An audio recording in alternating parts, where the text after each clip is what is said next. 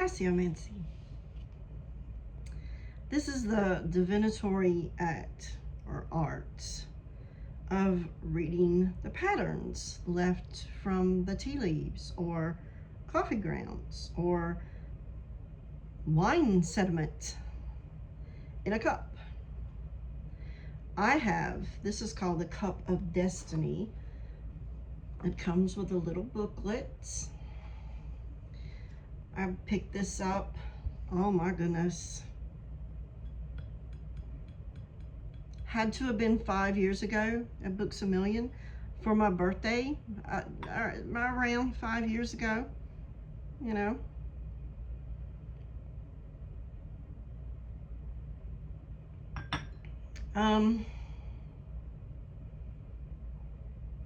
The idea of it is simple. You know, it's like after you drink it, the residue forms shapes that the diviner, usually another person, interprets as a symbolic message.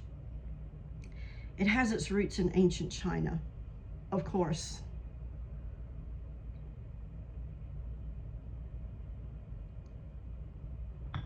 Some people find it hard to do because like the tea gets all in. It's a practice you have to practice. A practice you have to practice to sort of like sift it through your teeth.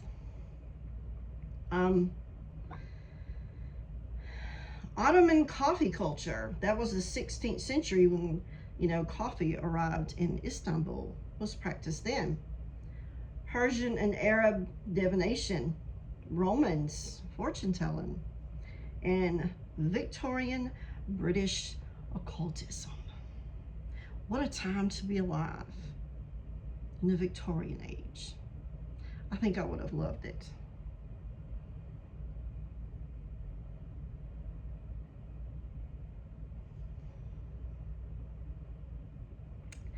Little bits happen.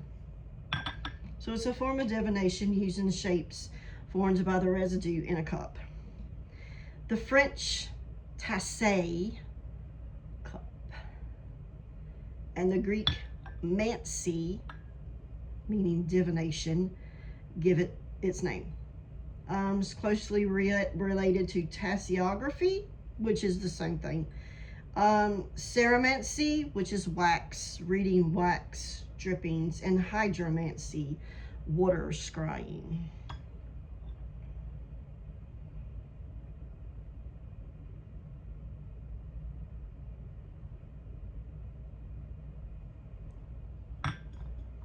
It gets more difficult near the bottom. So the practice blends these symbolic lexicons, intuition, and pattern recognition. Framed as synchronicity, psychic reading, and sometimes a ritualized form of pareidolia, which is like seeing shapes like faces or animals, like random objects or empty spaces. Like I at once showed the faces from after I painted a bookcase, you know. And then on Facebook, someone made a comment, you know, that's just pareidolia. I'm like, well, duh. Of course I do. So tasseomancy fits into a broad family of domestic divinations, historically practiced by women, travelers, folk healers, and spae wives, which means traditional Scots word for a female fortune teller, prophetess, or seer.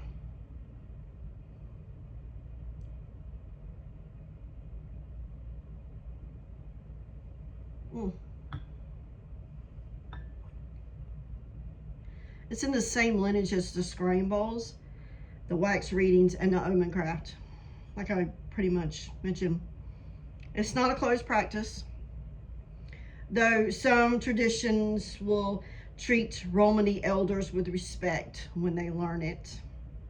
So how a reading works: you would brew the loose tea. You don't use a strainer. You'll drink while you're focusing on your question, and it can take practice of filtering the tea leaves through your teeth without eating the leaves. It's not easy. You leave a teaspoon of liquid. You're going to swirl counterwise 3 times. Invert the cup onto the saucer with just a tiny bit of force. Watch me dump it all onto the saucer.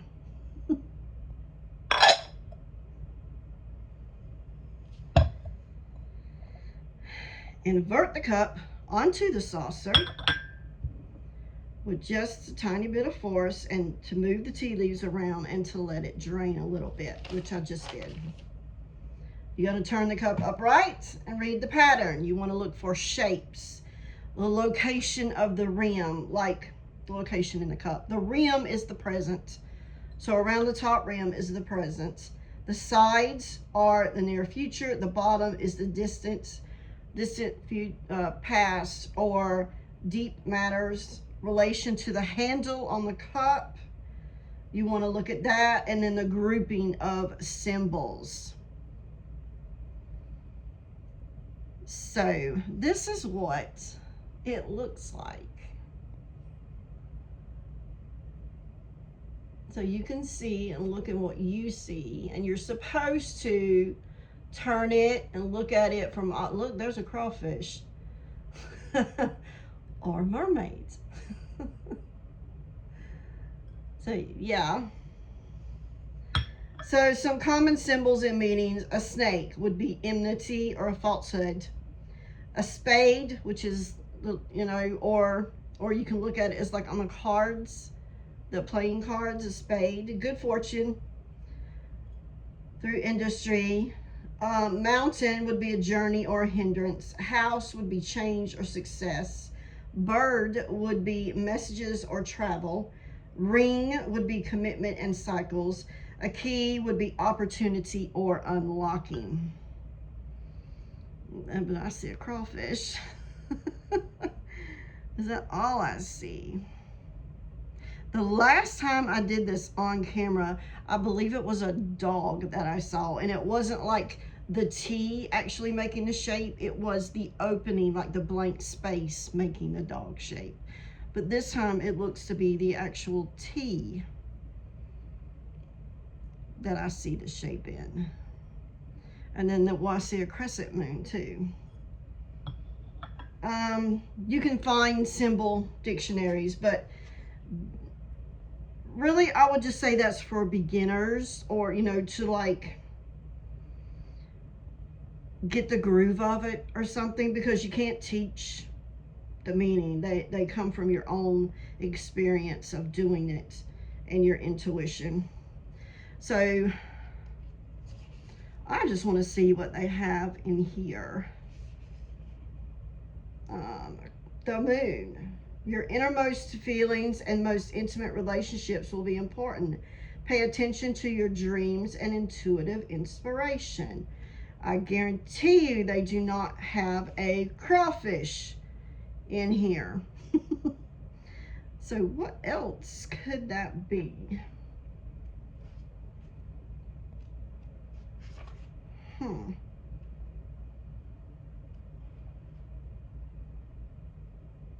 Nope, I'm not seeing any of those.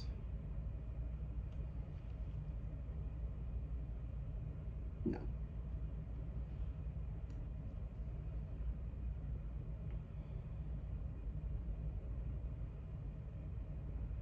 Mm-mm. Mm-mm. No, it's not that. Could be a fish. Yeah, it could be a fish. Cause see the shape of the fish. But it still looks like a crawfish. But fish says wisdom and knowledge are the key attributes of this symbol. You may be in a position to teach someone or learn something valuable yourself. Intuitive gifts or feelings are emphasized. Pay attention to your dreams and waking flashes. I do that all the time, and I'm always like, Wow, what was that? If placed beside a heart or flowers, the fish symbolizes fertility and passion. It can represent someone born under the zodiac sign Pisces, okay, whose symbol is two fish swimming in the opposite direction. And that other is just, it's not a bird. It's not a bird. Natural phenomena. I did the moon.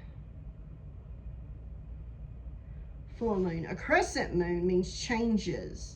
What kind of change and when will be revealed by pictures nearby and the position in the cup. It's on the side up near the, where it would be the present. Between the present and the near future, I would say. A crescent moon with a house, for example, indicates a move or important domestic changes. That's not going to happen. With an initial or a sign indicating a person, it means an important or meaningful meeting with someone who could bring about lasting change in your life. I'm still saying that looks like a crawfish, but I don't think there's a crawfish in here. So I'm going to have to figure out what crawfish means.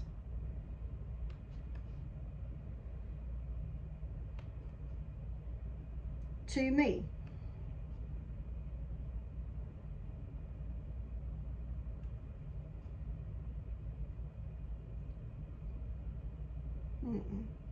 Doesn't look like an arm either to me. So you can see there's a lot of symbols in here.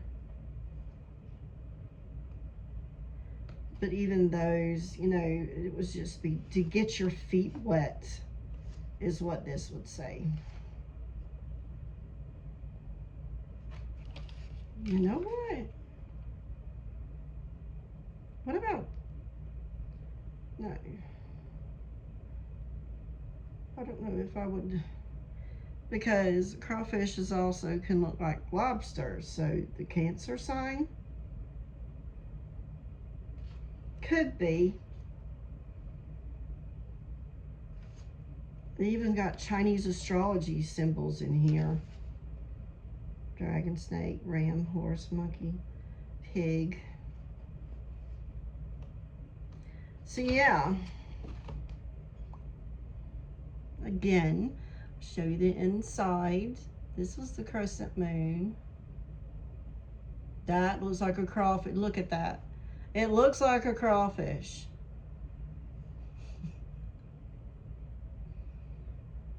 Could also be a lobster, but I'm still saying crawfish. And then you see all these other symbols in here. Now, yeah, you can use a regular teacup,